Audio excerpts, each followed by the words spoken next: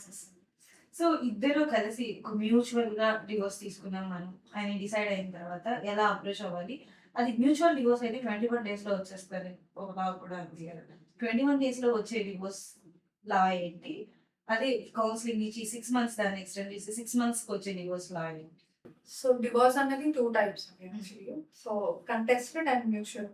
Contested అంటే either of the parties, one party want to stay together, ఒక పార్టీ లేదు నాకు విడాకులు కావాలి.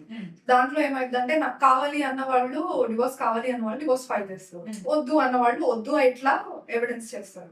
సో దాంట్లో ఈజీగా 3-4 ఇయర్స్ పడుతుంది మినిమం లో, ఎందుకంటే వీళ్ళ వీళ్ళ సైడ్ పెట్టడం వాళ్ళ సైడ్ పెట్టడం అవన్నీ. అండ్ మ్యూచువల్ లో అయితే ఇద్దరు కలిపి ఒకటే లాయర్ ని పెట్టుకొని అదే కోర్టులో వేసుకుంటే ఒకవేళ ఎగ్జెంప్షన్ వేయాలి మనం. ఎగ్జెంప్షన్ పిటిషన్ అని ఒకటి ఉంటుంది. రీసెంట్ గా సుప్రీం కోర్ట్ రూలింగ్ కూడా వచ్చింది. 6 years 1 year వెయిట్ చేయాల్సిన అవసరం లేదు. సో ఎగ్జెంప్షన్ పిటిషన్ చేసి కోర్ట్ యాక్సెప్ట్ చేస్తే తొందరగా వచ్చేస్తుంది. మెయింటెనెన్స్ అబ్బాయి కూడా ఫైల్ చేయొచ్చా?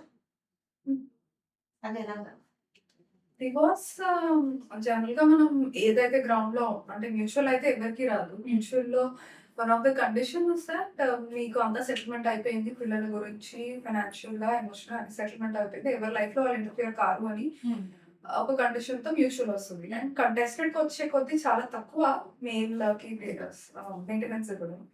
బట్ ఉమెన్ కి కూడా వర్కింగ్ ఉమెన్ కి ఇవ్వరు జనరల్ గా.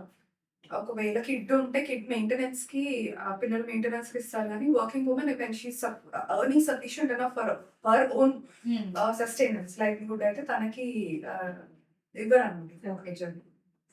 సో అలిమనీ ఏ కేసెస్ లో ఇస్తారు? సో ఇప్పుడు 2 టైప్స్ ఉంటుంది. మెయింటెనెన్సెస్ అంటే మెయింటెనెన్స్ అయినా అలిమనీ అయినా ఒకటి, కానీ పర్మనెంట్ సెటిల్మెంట్ కి కొంత ఉంటుంది. Permanent alimony is a different thing. అంటే ఒకటేసారి సెటిల్ చేసేసుకోవడం అన్నమాట, ఒకటేసారి ఇచ్చేసేయడం. లేదు అంటే మంత్లీ ఇవ్వడం.